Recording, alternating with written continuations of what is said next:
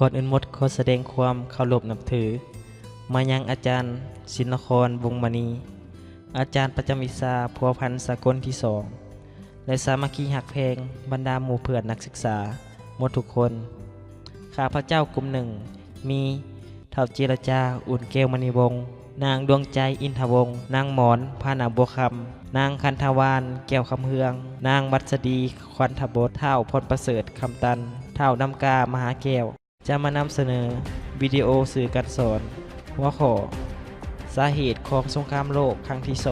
2บรรยายเสียงโดยเท่าเจรจาอุ่นแก้วมณีวงศ์สงครามโลกครั้งที่2กำเนิดขึ้นในวันที่1กันยาปีคศ1939เป็นสงครามที่มีผลสืบเนื่องมาจากสงครามโลกครั้งที่1ที่เกิดขึ้นในระหว่างปีคศ1914และสิ้นสุดลงในปี1918ได้ส่งผลสะท้อนเหตุให้เกิดมีสงครามโลกครั้งที่2ซึ่งห่างกันระหว่าง20 ปีซึ่งสงครามโลกครั้งที่2มีสาเหตุที่หลากหลายแตกต่างกันอิงตามทฤษฎีและแนวความคิดของนักประวัติศาสตร์แต่ละท่านแต่ที่ข้าพเจ้าได้สร้างรวมมามีอยู่5สาเหตุคือ 1. ความบ่ยุติธรรมของสนธิสัญญา 2. เกิดวิกฤตการณ์ทางด้านเศรษฐกิจ 3. ความอ่อนแอขององค์การสันติบาตศาสตร์ 4. การกำเนิดลัทธิศาสตร์นิยม 5. การรวมกลุ่มของมหาอำนาจสาเหตุที่ 1. ความบ่ยุติธรรมของสนธิสัญญาข้อบกพร่องของสนธิสัญญาสันติภาพภายหลังสงครามโลกครั้งที่1อันมีสาเหตุมาจากประเทศที่ชนะสงครามและประเทศที่ปราศัยในสงครามต่างก็บ่พอใจในข้อตกลงพอสูญเสียผลประโยชน์และบ่พอใจในผลประโยชน์ที่ได้รับโดยเฉพาะแม่นสนธิสัญญาแวร์ซายน์ที่เยอรมันบ่พอใจในสภาพที่ตนเองต้องผูกมัดด้วยสนธิสัญญาสาเหตุที่ 2.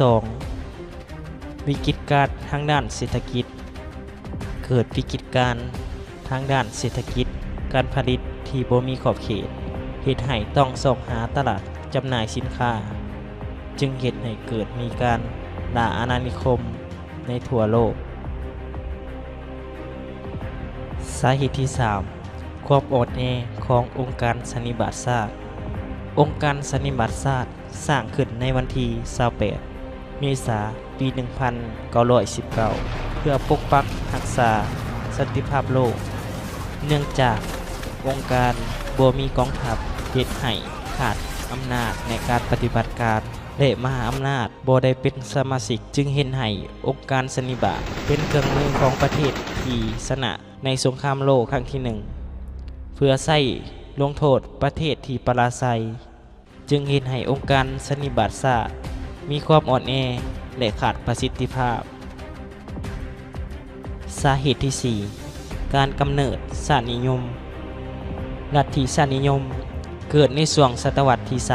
20ซึ่งได้เกิดขึ้นในบรรดาประเทศมหาอำนาจซึ่งมีเยอรมันอิตาลีและญี่ปุ่นลัทธิชาตินิยมเป็นลัทธิที่ดำเนินการนโยบายของศาสตร์ตนเพื่อเพิ่มอำนาจของศาสตร์และเน้นความยิ่งใหญ่ของอริยธรรมตนและมีความพยายามที่จะรักษาและเพิ่มพูนความเป็นใหญ่ศักดิ์ศรีและผลประโยชน์ของศาสตร์ตนไว้และมีความเชื่อว่าเชื้อชาติเผ่าพันธุ์ของตนต้องเหนือกว่าเชื้อชาติเผ่าพันธุ์ของกลุ่มอื่นซึ่งประเทศอิตาลีต้องการความเป็นใหญ่ประเทศเยอรมันต้องการความเหนือกว่าทางด้านเผ่าพันธุ์ประเทศญี่ปุ่นต้องการสร้างวงไพบูลย์มหาอาสีบัวรพาสาเหตุที่ 5. การรวมกลุ่มของมหาอำนาจภายหลังเกิดวิกฤตการณ์ทางด้านเศรษฐกิจในปีคศ1929หาปีคศ1933เหตุในบรรดาจักรพรรดิแยกตัวออกเป็น2กลุ่มคือกลุ่มนายทุนขุนศึก มีจุดประสงค์เพื่อทับม่างระเบียบสนธิสัญญาเว็กไซด์วอชิงตันกลุ่มนายทุนคุณศึกมีจุดประสงค์เพื่อทับม่างระเบียบสนธิสัญญาเว็กไซด์วอชิงตันกลุ่มนายทุนประชาธิปไตยมีจุดประสงค์เพื่อสร้างตั้งแนวโฮมเอกภาพต้านลัทธิฟาสซิสต์ด้านสงครามเพื่อปกปักรักษาสันติภาพและประชาธิปไตยให้แก่มวลมนุษย์ซึ่งจุดประสงค์ดังกล่าวเป็นเพียงฉากบังหน้าของกลุ่มนายทุนประชาธิปไตยซึ่งสาเหตุของสงครามโลกครั้งที่สองรวมทั้งหมดมีอยู่5สาเหตุ 1. ความบ่ยุติธรรมของสนธิสัญญา 2. วิกฤตการณ์ทางด้านเศรษฐกิจ 3. ความอ่อนแอขององค์การสันนิบาตศาสตร์ 4. การกำเนิดลัทธิชาตินิยม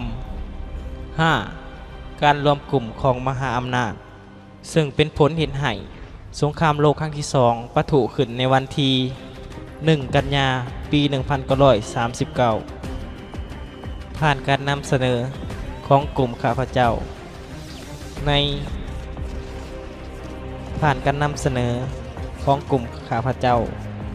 ในหัวข้อสาเหตุของสงครามโลกครั้งที่สอง